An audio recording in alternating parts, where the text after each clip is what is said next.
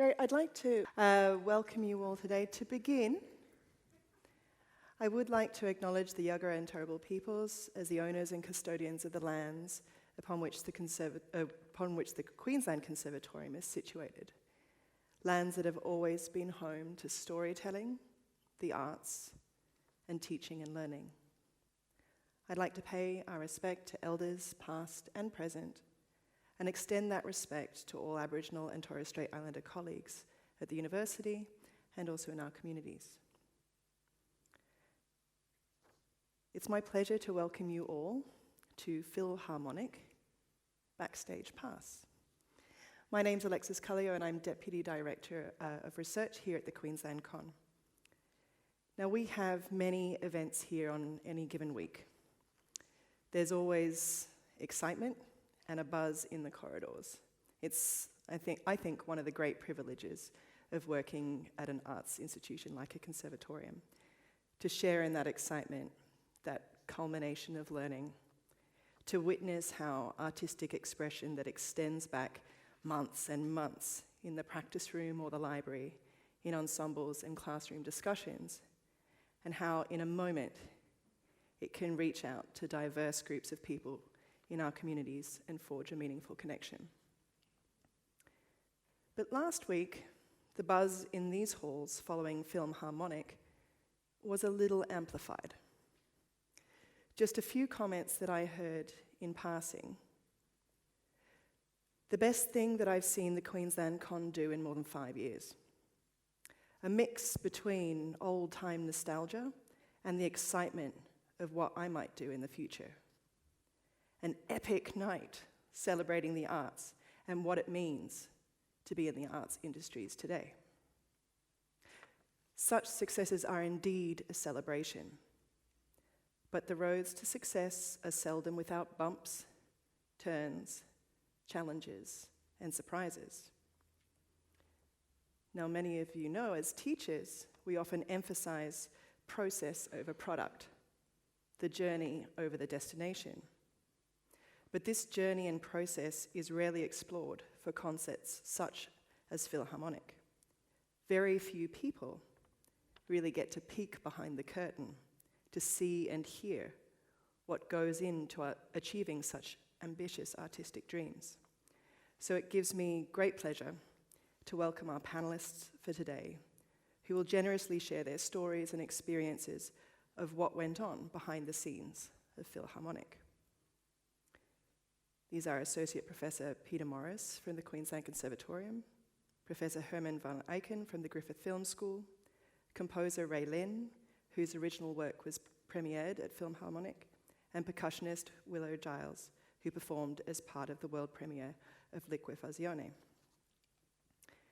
We'll begin with a short overview of Filmharmonic and the collaborations involved, before we'll have a little bit of a discussion together, and then finally open the floor to you for any questions that you might have.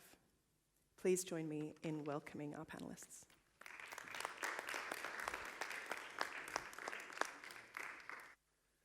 Hi everyone, good to see you. Thank you very much for coming, and hello to our online audience as well.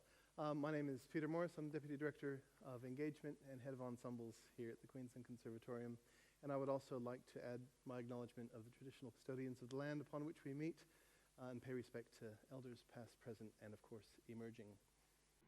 First of all, welcome and thanks to everyone for coming along today and for your interest in exploring collaborative and interdisciplinary artistic opportunities. I'd like to thank Dr. Alexis Kallio for inviting us all to participate in this Behind the Music series and to give a bit of behind-the-scenes look at our recent project entitled Filmharmonic.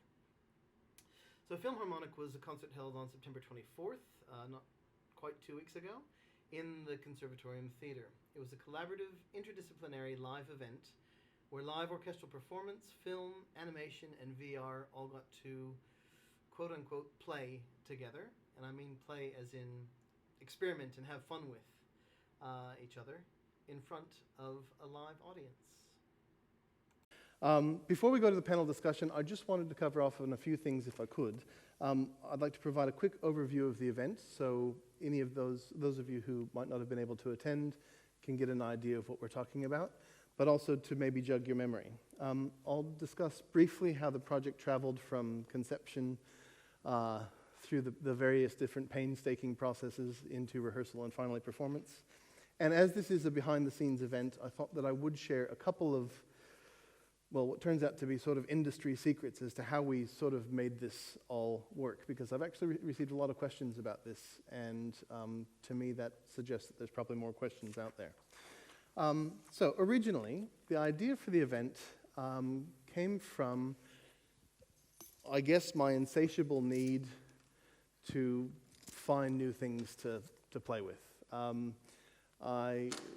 I love doing, as a conductor, doing traditional concerts as much as the next conductor, but I also love finding something new, different, both for my sake, the students' sake, the audience's sake, and for what might be out there to be explored. In the past, I've tried to solve this burning inside by doing collaborative things with the wind orchestra and classical voice, for example, or the symphony orchestra and the big band.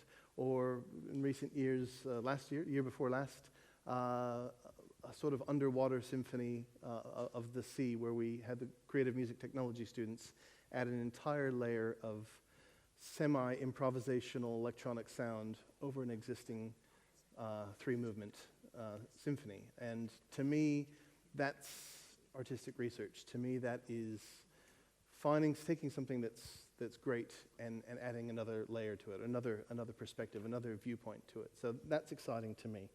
I wanted to collaborate more widely. I tried to go to every nook and corner in this building, and especially with the advent of our new Creative Arts Research Institute, CARI, between the Film School, the College of Art, and the Conservatorium, I thought it'd be great to extend this.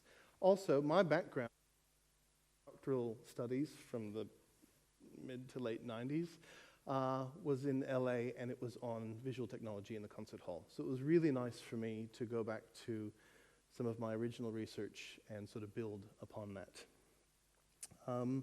I also wanted to provide the students a really unique experience, trying to model my creative practice and perhaps spark an interest in investigating their own non-traditional collaborations and performance opportunities. I don't know, you can ask them if that happened.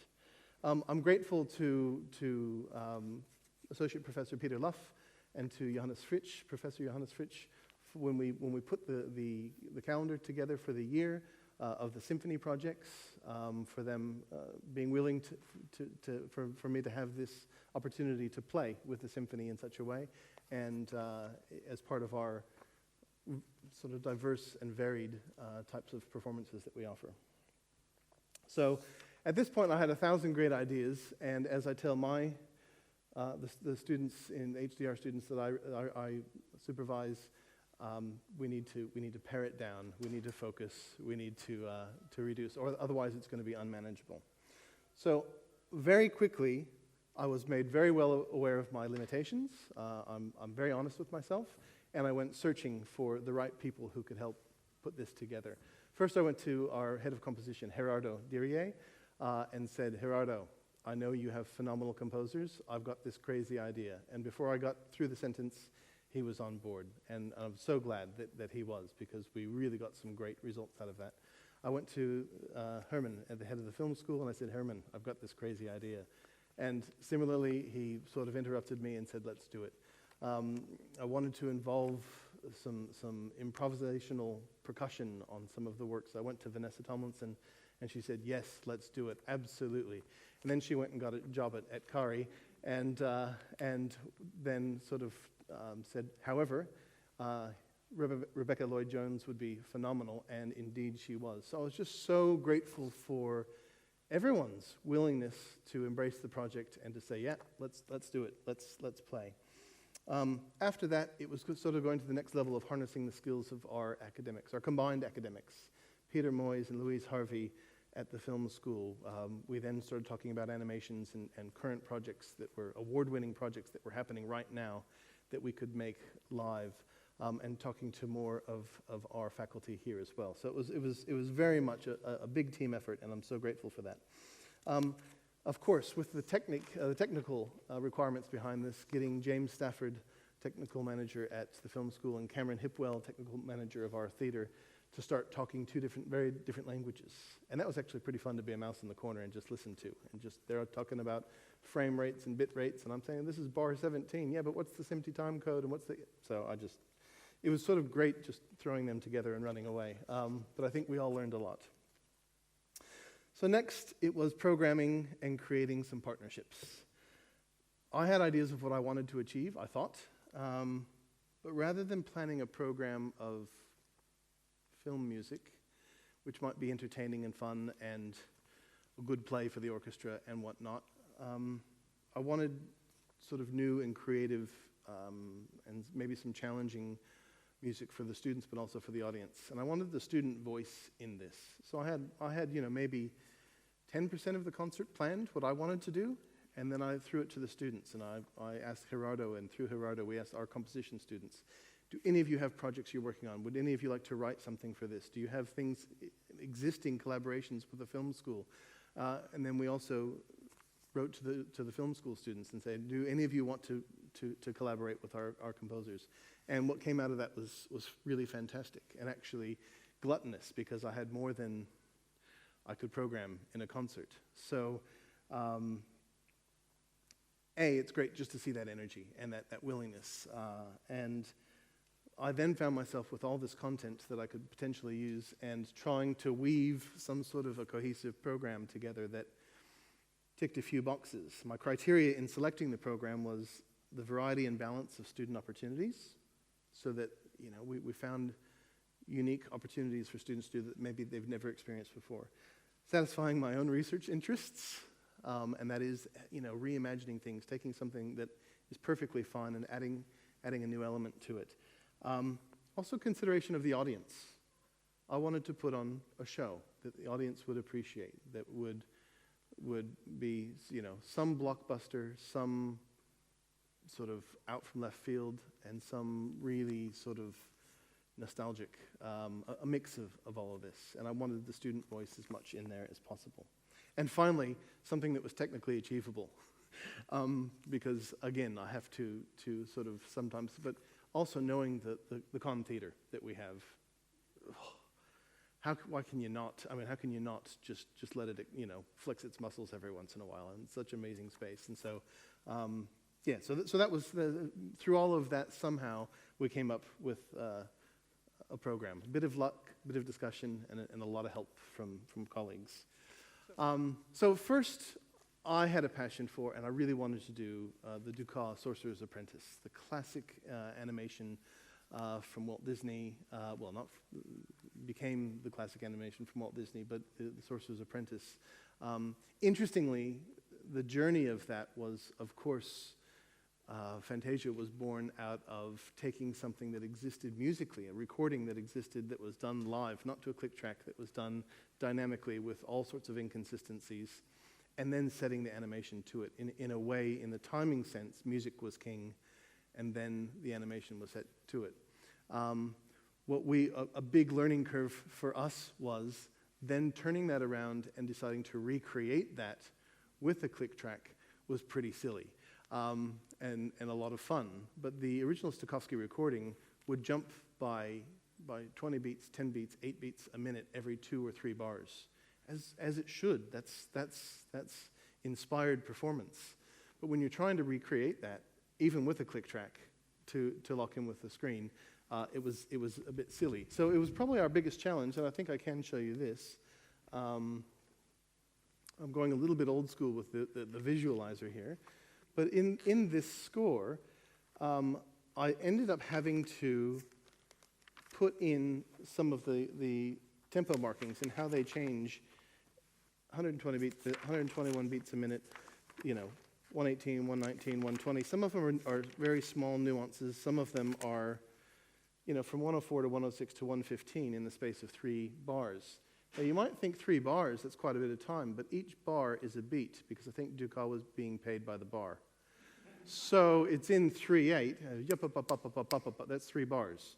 So in the space of those 3 bars, it's gone from 106 to 115 beats a minute, and that sort of thing. 126 beats a minute, back down to 84, on to 86, then 126. So we were basically puppets on a string at the orchestra, and it was really tricky because when we first read it, and Willie, you might be able to just nod and say yes, we read through it a few times, and it was sounding great.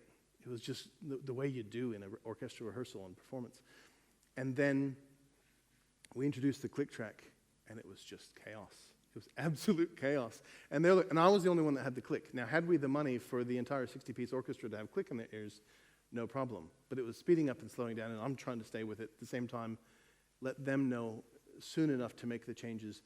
And I think we all sort of got some gray hairs for a couple of weeks there. But then we sort of came around to it and started settling in, and it became much more comfortable. I wouldn't say comfortable, became more comfortable. So the interesting thing there, the new bit to that, I guess, is that we had to take something that was done and then turn it back into live performance again. And as I go through these, I wanted to just maybe stress the new bit of each of these so that we can maybe talk about them in our panel discussion. The other thing is the click that was provided by Disney. We got this. I called a colleague, a friend of a friend at Disney, and found my way into the right people. And they were very kind enough to let us have the rights to this. It's not commercially available. So, but what they supplied with the click was really very difficult. So in something that was in 9/16, it was giving us offbeats that were duple instead of triple. Then if you don't speak musical language, just go, like that. But it was actually harder than it was the click should be a nice crutch, and it actually made it harder, the click track in the back. So we actually had a postgraduate student here, Isaac Hayward, who's done lots of work with sort of Netflix and Broadway and various different things. He actually reprogrammed a click. Okay, I'd like to use this little excerpt from The Sorcerer's Apprentice to show you what I was seeing on my screen as a conductor and the various different tools that I had at my disposal to help keep us together. So as it comes up, you see the little holes. They're called punches, the little circles in the middle. And that comes from old days where they'd actually used to punch a hole in the film itself to create sort of a visual tempo track. The lines that are moving from left to right, those are called streamers, and so they help indicate when a major point is about to arrive. In this case, it's the wave crashes, and so it helps to keep you in time and to make sure that you can sync that up. Up in the left-hand corner is the bar count, so it shows you what bar number we're at, and that sort of thing.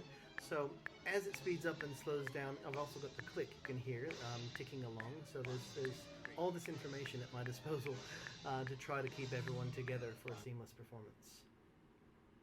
The second piece that we did was Ascendance, and I think you probably have a program there as well. And this was a virtual reality animation by Louise Harvey and produced by Peter Moyes, with music by Mark Williams.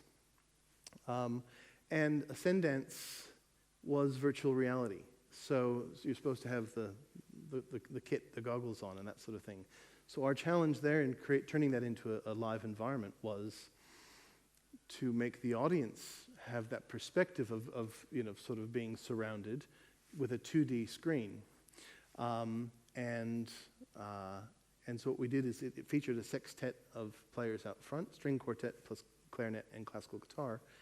And we actually, with those mics, sent the sound around to various different surround speakers with an idea that when the clarinet abstract digital image came across the screen, you'd hear the clarinet sound traveling across and that sort of thing. So that was great fun to just play with that space. And again, in the Com Theater, a great place to do it. The third piece that we did was, I was so delighted to be doing this. It was an original piece of music by composer Ray Lin, and it was Waltz Number 007. So this was an homage to James Bond. It was great. It was fantastic. I've had so many people afterwards who said, I loved that Bond piece. And I had to remind the audience, this is brand new. This is an original piece. This is not an arrangement of Bond, but it sounded Bond. It had the nuances. It had the colors of Bond. So that was a fantastic challenge that Ray stepped up to. Once he'd composed the piece, Gerardo and I said, now we've got to do everything else on the concert has something visual, some film. So we engaged one of the Griffith Film students, Yesu Church, to put together a compilation of Bond from 3, 4, 6 different Bond films. I don't remember, but a compilation of different Bond outtakes of films. It was fantastic. So it was really, really good. So maybe we can ask Ray about that after. We then left animation and went on to live action film, and we went into, better make sure I have this right, I'm going completely off the top of my head. I think the next thing we did was the Cinema Paradiso. Is that right? Do you have? Yes. Good. We did 3 films as an homage to Ennio Morricone, composer who passed away last year, and Cinema Paradiso, Gabriel's Oboe from The Mission, and Good, Bad, and the Ugly, the main theme. And all of those were pre-existing pieces of music that the orchestra that we were able to get, but in each case what we did is we went to the Griffith Film School students and said, here, put together, tell the story. You've got about 3 minutes for this piece. Tell the story. So they had to go, and first Steve Cooper, who was a fantastic assistant, who's one of the academic staff at GFS, he helped work with them to, first of all, he said, you must watch the movie, because some of the movies are quite old, and they might not have seen them. So watch and know and love the movie before you start dissecting it.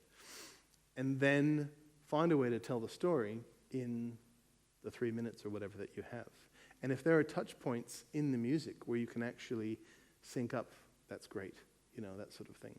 So that was really good. So those 3 then followed, and for those it was really nice for me because I didn't have click track.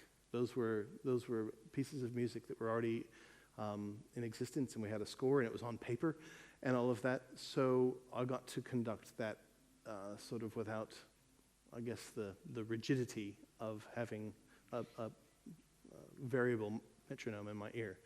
And for that, I use streamers instead of, for important points, a streamer, a line comes across the screen that I can see, and when it gets to the point, that's right when the kiss is, or that's right when the gunshot is, or that's right when whatever it is. So it was sort of using that old school film conducting.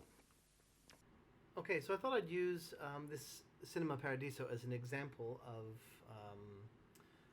the conductor's view when using streamers. So here we are, starting with this sequence, and you can see the white line coming across, that's the streamer. When it gets to the right, that's where the downbeat, or the first beat of every bar is. This allows a lot of flexibility and allows the orchestra to use rubato and move forward and pull back and that sort of thing, and keeps us generally in time. You'll see some of the more significant moments are often done with a colored streamer to, sort of really make sure that right when we arrive, it's at a big swell point in the music, that sort of thing. It's also really good in this case because it's a violin solo, so it allows the soloist to be a bit more romantic. There's that orange streamer, for example, big moment, and we can arrive.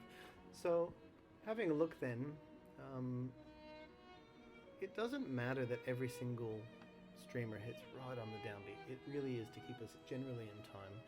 And then there are the really important ones where you really want to make sure that the arrival meets the energy of the phrase. For example, this is all quite tragic, of course, and it doesn't matter exactly where the downbeat is. But coming up here, there's an emotional moment where it's so important that right at the height of the phrase, height of the climax, the orchestra matches that. And you'll see right here, and there it is, and the orchestra can swell up to match. So there's just one example of what the conductor sees when using streamers in live performance. Moving on, we then went to, I did miss one. You're supposed to be keeping me honest. The animation for Welcome to Winton by Julian Gagné, who's a recent graduate of the film school. Phenomenal, great fun. Actually, this got one of the biggest applauses of the whole night.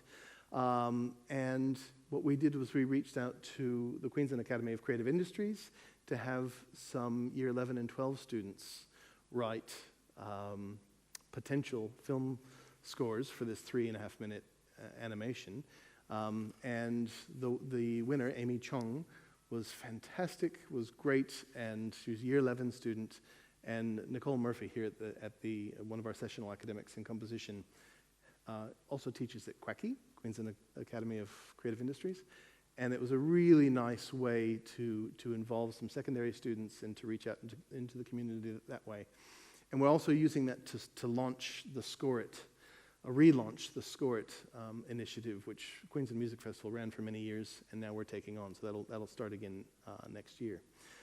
Anyway, the second to last piece was Man from Snowy River, and that was pure selfish. You know, when you're the conductor, you can pick stuff that you want and just do it. And so I'd loved that music since I was a child, and I know many other people do as well. Even Kia Nuttall said, you know, I was speaking to Isaac, my postgraduate student who helped with some of the click track, and he had to miss the concert because he was playing with Kate Miller-Heike and Kia the same night over at and he said, I have to miss this thing. We're doing Man from Snowy. I love Man from Snowy River. So there you go. You know, we're in good company. But there wasn't an existing good arrangement that any orchestra could play, hire, or whatever. So I contacted Bruce Rowland. He's alive. He's in Australia. You can't often contact composers, but when they're alive, it's so great to be able to reach out and say, hey, we love your music. What can we do? And he was very gracious in allowing us to create a 16-minute arrangement. I think I had originally planned for about 10, but I couldn't cut stuff, so I kept it in. And so he sent that up to us, the original scores from the original 1982 film scoring sessions, which is great. And again, for me, this is my research passion, finding something that's existing, reimagining it, bringing it back to life, maybe to a new audience. And we created this 16-minute suite with film, and it was great. I had the help of Florence Thengon, who is one of our composers, to transcribe that, put it into Sibelius, because it didn't exist digitally, so that we could then sort of, you know, respectfully cut it into pieces and make a story out of it. So that was for me, that was great fun. And again, it was an opportunity. So many people said, I have to go watch that movie again now, which was great.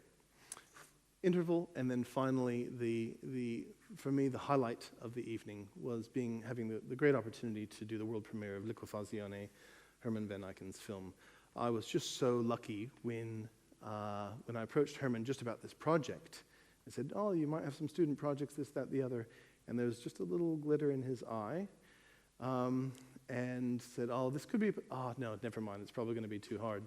This idea of doing the world premiere, because he didn't get to do the world premiere due to COVID, of this piece that he'd shot in China, in Beijing, outside of Beijing. So I was so excited in working on this. And the very short story here is, it had a complete, it's ready, it's done, it's finished, it just hadn't been premiered. But we didn't have a way to incorporate the orchestra. And because the existing score to the film is much of it is electronic and much of it is on traditional Chinese instruments and some Chinese opera and that sort of thing, it was very hard for us to just recreate that. And we soon, after discussing it, decided we didn't want to recreate. We actually wanted to add a new layer. So I reached out to Ryan Walsh, who's one of our alumni, phenomenal composer, film composer, very successful at the moment. He's been working in Spain here, doing lots of commercials. He was doing the commercials for the music for the Brisbane Olympic bid and all of that sort of thing, and said, Ryan, we have this piece. We want to add orchestral arrangement to the top of it, but we want new, but it's got to fit in with what's existing. Very, very tricky stuff. And what he came back with was phenomenal. Okay, I'd now like to just give you a quick glimpse at the process behind adding a full layer of orchestral performance to an existing film. So this is what we did for Herman van Eyken's Liquefazione. Now it's a 20-minute film, but I'm just going to show you about a 45-second excerpt. So we'll start with the original film soundtrack as recorded and ready for release for cinema viewing. You can hear the very sparse soundtrack, thin texture, traditional Chinese instruments that match with the dancers' movements, that sort of thing. The white numbers at the bottom are the film time code, and the green numbers are aligned with the click track provided by the Pro Tools session, which we'll hear that links with the orchestral track in a second. Watching here, so for comparison, the intensity building as the dancer is about to fall.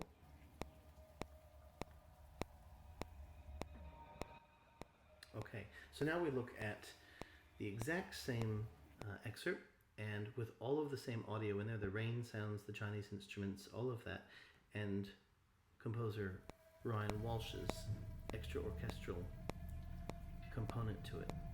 So you hear it first, it's similarly, it's quite sparse. You can see how the click track up at the green aligns with the Pro Tools beats and bars. You can see how he's just adding in orchestral colors. You hear the strings, flutes, percussion, etc. to provide more depth in the landscape for live orchestral performance. Now, as we're building to that dancer's fall, again, Ryan was challenged to build the intensity and make the fall really a bit more pronounced. So you can see what he's doing with that here. So just a quick example to illustrate how you can take something that's existing and finished and great and perfect and reimagine a whole new layer to it over the top to aid a live performance. I wanted to sort of put in everyone's mind what was in my mind in thinking about this project, and I guess to highlight the new elements and the artistic research capacity of it, that it wasn't just a concert, that it was finding ways to bring something new, it was finding ways to incorporate students, finding ways to challenge something that's existing. So I think what would be great is if we could hand back over to Alexis now and bring up our panel to just have some questions and explore. Thank you. Thank you very much.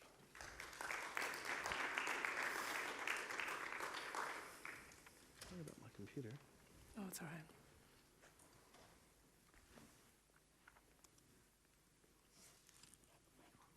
Wherever you like.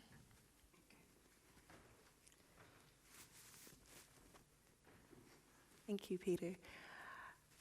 I think I'd actually like to begin with the students. And this big, bold, ambitious, crazy idea began not with you, somewhere else. So I was just wondering about how you were introduced to the idea of this event and what your initial reactions or thoughts or excitements might have been. Yeah, so for me, when I first heard about this idea, I think it was around in April when I was reached out. The whole composition cohort was reached out by our head of department, Dr. Gerardo Dirier, and about this concert called Filmharmonic. Is performed with live images and live orchestra conducted by Peter. And when I saw it, I was wonderful because I've always had a very strong passion in movie music and film orchestration and orchestral work. And my first interaction with film music actually started with the Score competition, which I did in 2019, the year before I got into the con. So I've always kept that passion, and when I heard that concert is happening, my first idea was I want to try to be part of that wonderful project, and that collaboration is going to be amazing. So I actually, during that time, I actually had a piece that was half finished. I got the theme, and originally it was a piece for piano and cello, as my composition teacher Mikhail may know. And then when I heard it, I was like, great. And I quickly orchestrated the piece over the weekend for orchestra. Over the weekend. And I sent it off to Peter. And I was very, very lucky to be involved in this project. And of course, during the process of working with Yasu Church, the film student, for editing the film, so the music and the film are growing together at the same time.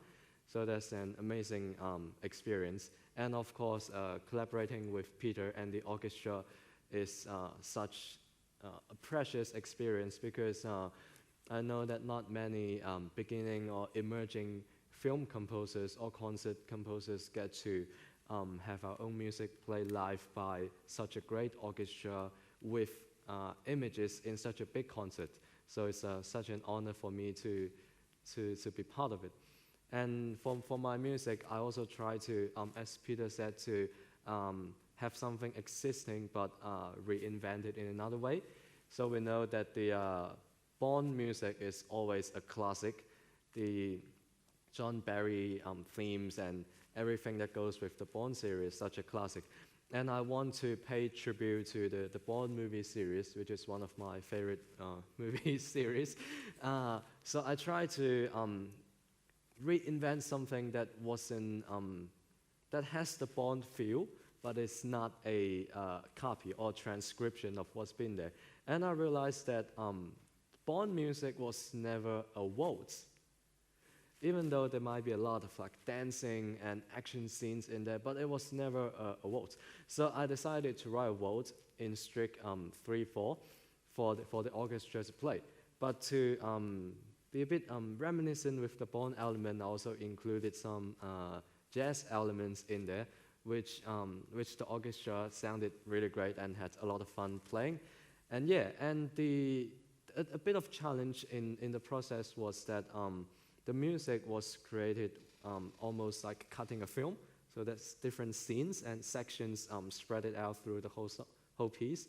And I was working closely with Yasu to communicate and pass our ideas around to make sure that the images and the music are moving together. Yeah, so that's a really great experience. I'm very humbled to be able to be part of this project. Thank you. And Willow, your creative engagement with this was a little bit more real-time, as I understand it. Could you talk us about some of the process and challenges through the rehearsals leading up to the performance, maybe? Yeah, of course.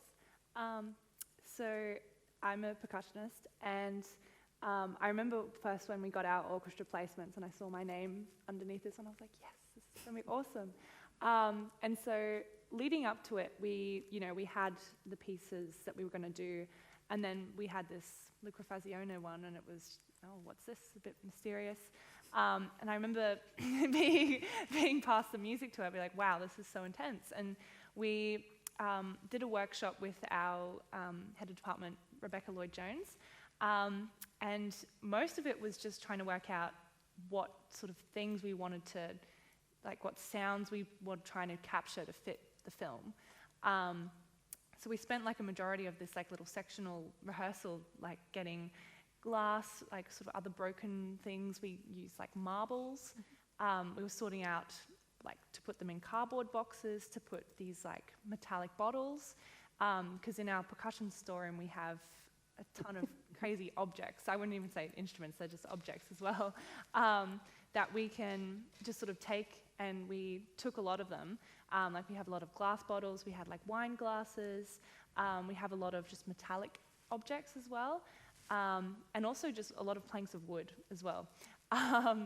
And we took all of these sort of ideas and we brought them all to the sectional, and we really just had like, we experimented with all these different sounds. We also brought in water bowls, and we used some gongs as well to, we like dipped the gongs into the water, and it sort of changes the sound as well. And we sort of really just played around with the sound ideas and the soundscape, I guess, which was really interesting and really fun to do, because it's so different to, you know, your standard classical kind of stuff. So, yeah. Thank you. And Herman, how was that experience for you, having the music for your film kind of reimagined in a different context and way? The gong in the water is my favorite sound. When not just I was also able to see it, but it worked really perfectly. I mean, I wish it would be now in the final score, because it's fantastic. It was a bit of a journey in a sense, a very big learning curve for me, and a very exciting one. Initially, when he talked to me about it, I said, yeah, well, this film hasn't been seen yet. Maybe, you know, I can throw it in the ring, and then it's up to him whether he wants it or not. And of course, I invited him to come and screen it in the film school in 3D. And then he said, well, I will need sheets. And then I said, well, we're going to go and try to find these sheets. And then I contacted the composer, and then she was saying, yeah, okay, I can do that. That's a lot of work, but I'll do that because I usually don't work with sheets, etc., etc. And so I think then we got our first version of sheets, which was a bit of a disaster. Catharsis, I think, at the moment, I saw it all disappear. There was hardly anything on it. And that is because has always been a lot of percussion in it, and she had been very straightforward. She said, it's all there, but not the percussion. And because that was the majority of what was in there, we had to really think very hard, how do we going to get out of this?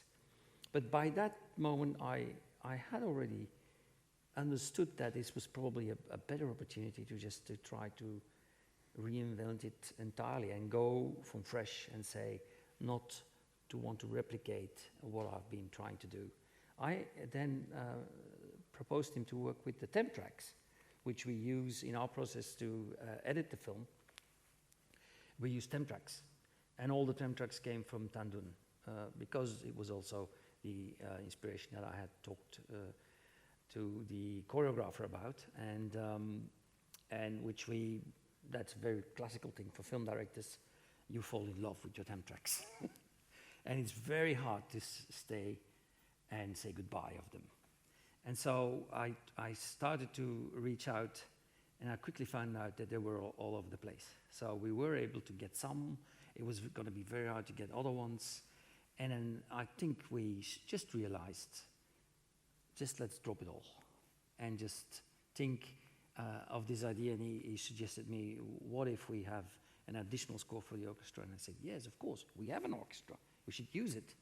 Well, so I embraced the idea very quickly.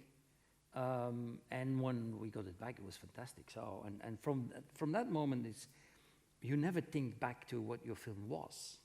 You just think what this new opportunity is giving you to make it basically a new experience, which I will treasure for the rest of my life. Me too. We'll maybe have two more questions before we open it up, one for you two and then one for you two. So with you guys, what surprised you during the whole process, from the very beginning when you first heard the idea to the final performance? If we think that sometimes our biggest learnings are unexpected. So I'm just wondering, what was the biggest surprise that you came across throughout the journey? Well, I think definitely for me was the sticking to the conductor and the tempo. And I felt like, oh, it's fine, it's just going to be like a metronome. But it was, especially with the Dukas, it was quite a challenge. It was very, very challenging. And, you know, we workshopped it a lot in rehearsals. And then putting it together with the visuals, that was just like a whole nother element that it just took off. It was incredible. So yeah, I feel like the keeping to Peter's beat was very challenging and quite surprising, especially when the visuals came in. But yeah. Ray? Yeah, great. For me, the biggest thing or the biggest aspect that I learned from this experience was about the live humanity of music making. Because as often in film production, in scoring, that we have very advanced sample libraries that can sound very realistic, and when we listen to it, we think, oh, that sounds good.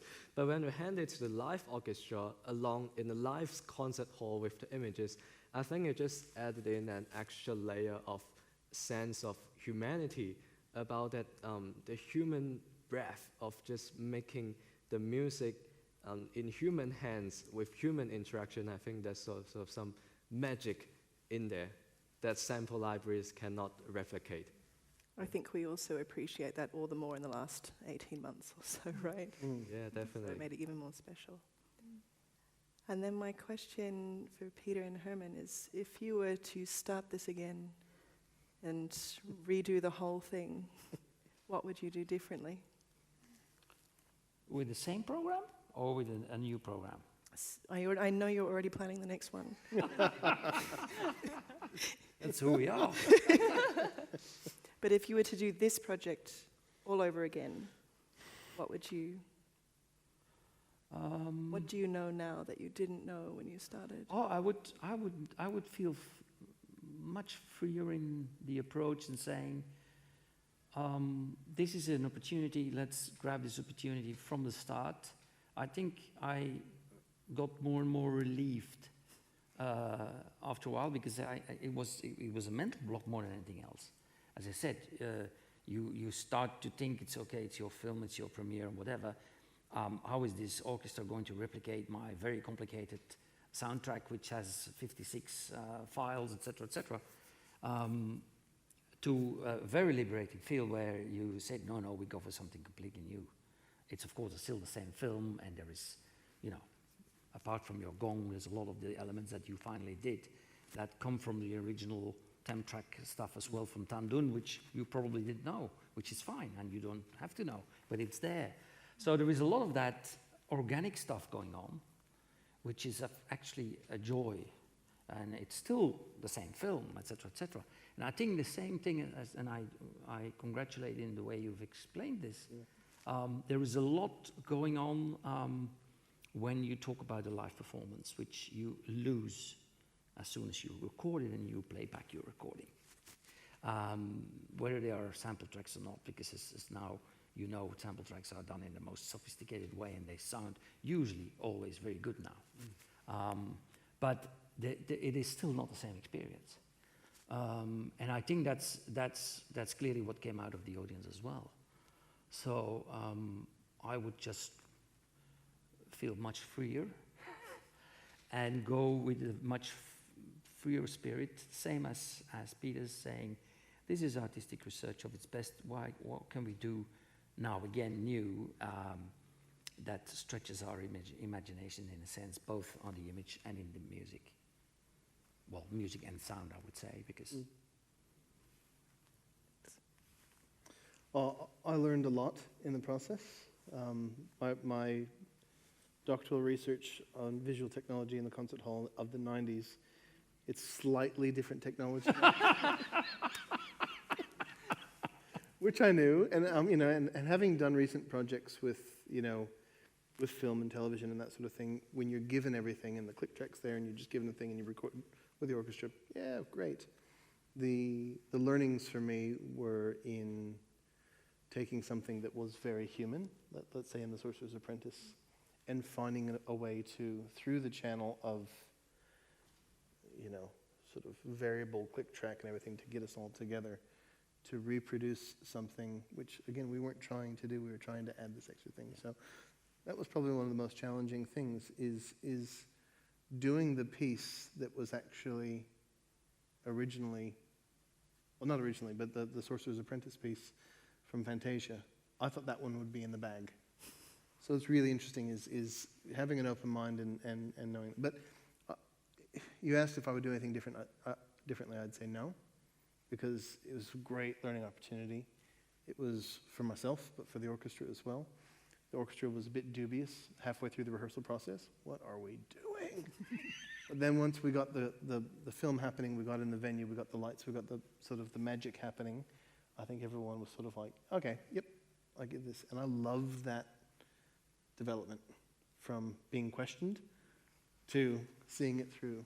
And so I probably wouldn't do anything differently, but for next time, I'd apply the learnings that I've had. I think that these processes that always sort of extend us beyond what we know, where we're sort of dancing on the edges of our abilities, always have to kind of go through that process of doubt and a little crisis in between, to be able to sort of get us out of that comfort zone, I suppose. Yeah. So it's very familiar, though in a very different research context. But I think, to me, the most important thing here, and why I enjoy doing this, is that in the professional scene, you need to do things that are going to sell tickets, you need to cover your costs, you need to do all of that. And sometimes that dictates what you program. Well, often that dictates what you program. That's why we hear the same things over and over again, performed the same way over and over again.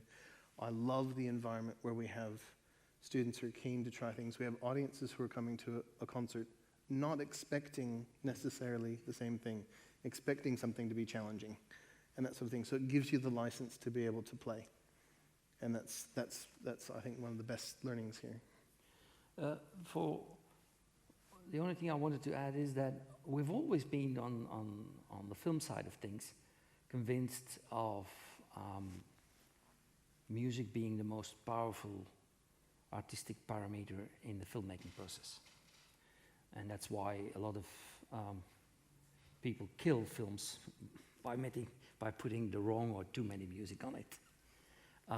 But when you go into the nitty-gritty of fine-tuning each other's strengths, and that's very much in your piece the case, but also I think in the Morricone and the Snowy River and all that, when you see that these things really find their harmony amongst themselves, that's where some magic happens. And I've always been convinced of it, but we've never put that really in practice. And so that happened now in that night, and I think as many people I saw and got word back from the con, the same happened with the people from the film school. They were also blown away by it, because it's for them also a bit of an opening, an eye-opening, where they say, Jesus, this is something that we have never done before, and this is great. Mm. And on that note, I'd like to open it up if there are any questions from the audience that they would like to ask the panel as a whole, or any of the individual panelists. You might have to speak in your projection voice. Do you think next year you would encourage more film students to submit their films to, if they have a good score or composer attached, to be a part of it? Like showcase their Absolutely. Yeah, absolutely.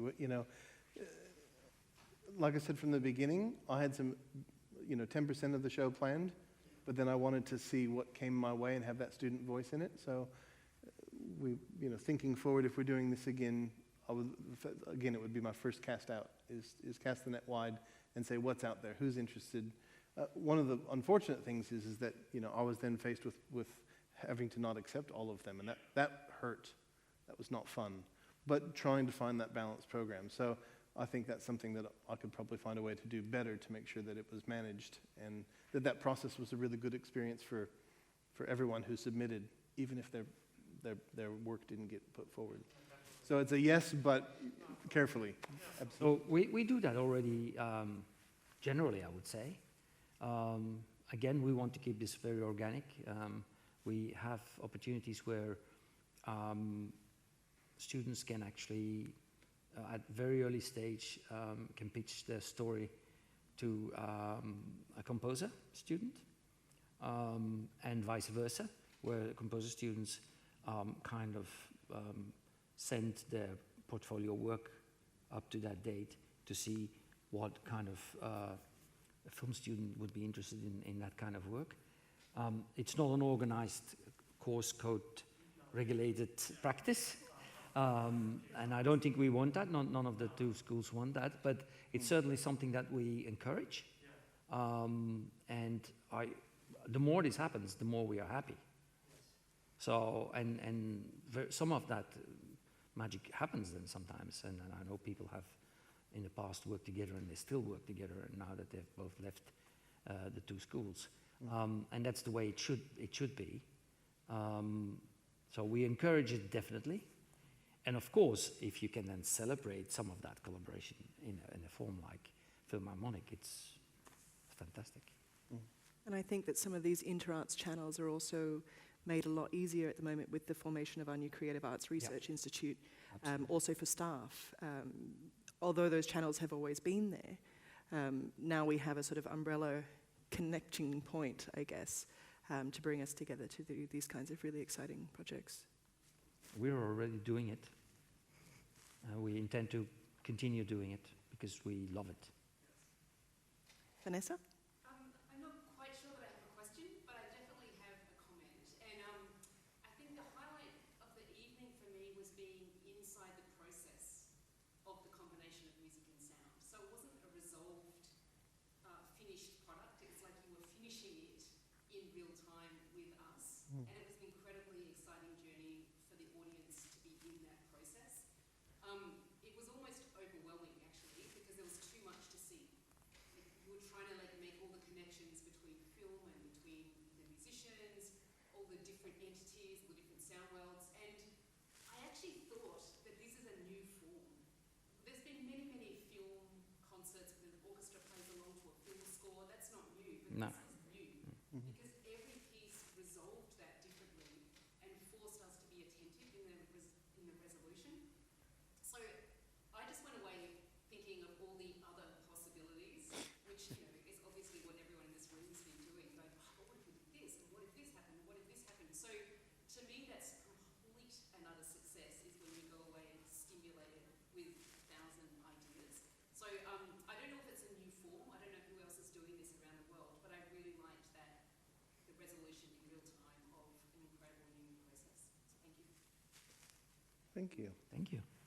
And we were thinking sort of if we were doing a second concert or something like that, it'd be totally different. Yeah, it would be different. There would be certainly, because with all that improvisatory percussion, it'd be a different rendering of that.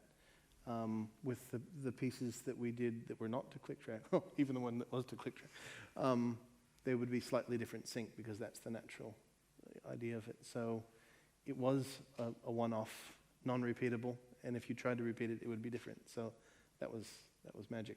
Yeah, very special. Yeah, I have a question that kind of stems off that. With something that is so complex, how do you step back before actually stepping forward into the process to make it happen? I don't know, I didn't do that very well. Stepping back. Can you go backwards? I was wondering how you visualize what this concert was going to look like. Yeah, I think it'd been a seed in the brain for over 20 years now, doing something like this, not knowing, again, like I said, 10% is sort of what I knew. I thought I knew was going to happen, but just opening it up and seeing what happened. It was really because of, it was a group effort. It was a team effort. It was really, I couldn't have imagined all of that. It was really opening it up to other people to inform the process. So I think that's the main thing. The step back is to realize your limitations, like I said before, which I have plenty, and to say, right, who can fill those gaps? I think Peter is a person who never says no. Very important. Because it's very easy to just say yes and then not do it. But he says never no, which is very different. So he will always examine what you come forward with. And I'm sure that happened with every single piece. Sometimes he was maybe all alone in discovering. It was maybe the paper that was resisting him, or the notes or the sheets or whatever. But he has a very open-minded approach to these things, and that's, I think, what's very important for the success of an event like this. That if you have too much of a pre-designed thing, you will be disappointed. It is a very live matter, especially if you work with all these different pieces, with all the different challenges. If you don't go with an open mind there. I think this is also what makes it a process of inquiry, right? It's not, Yeah. as Peter said, it wasn't just a concert. As a sort of process of artistic research, or any research actually, if you already know the answer, you're probably not doing great research. No. So it does require a bit of a leap into the unknown and a bit of bravery and Absolutely. hanging on to those little ideas that seem like there's something there, and sort of sometimes going with the flow and seeing where things go. But I had a question which we might end with.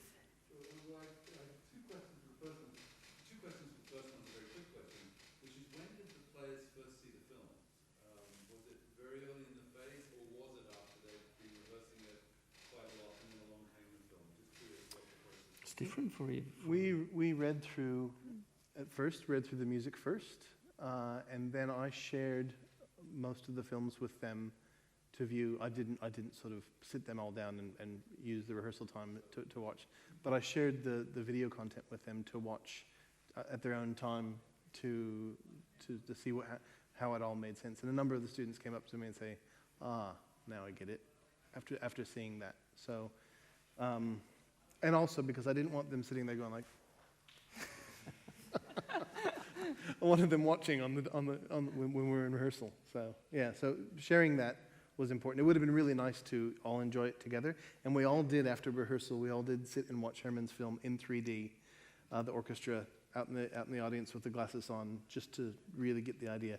And they could hear the nuances of, oh, that's where we play this, but it wasn't, you know, they could hear that it was missing from our version of it. Thank you. I was just curious. Obviously, either could be worked, but it was just curious which one it was.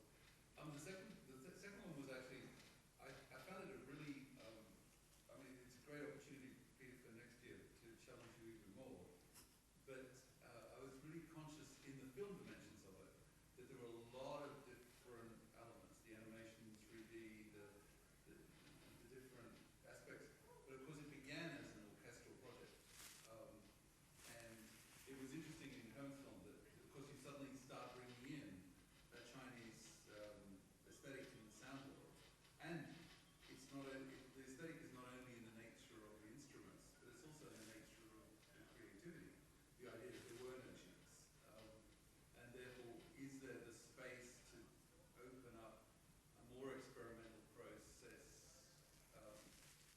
to the different scores, that they wouldn't necessarily all be notated, they might not all be orchestrally oriented, or is that simply too scary in one night? I mean, That night was pretty scary already. exactly. No, like I said, one of my favorite bits was when the percussion got to improvise. When I put my hands down and I went, go. And handed over to them and delegated to them, and it was brilliant what they did. And that was, for me, that was the magic of it. So I would love to do more of that. Great.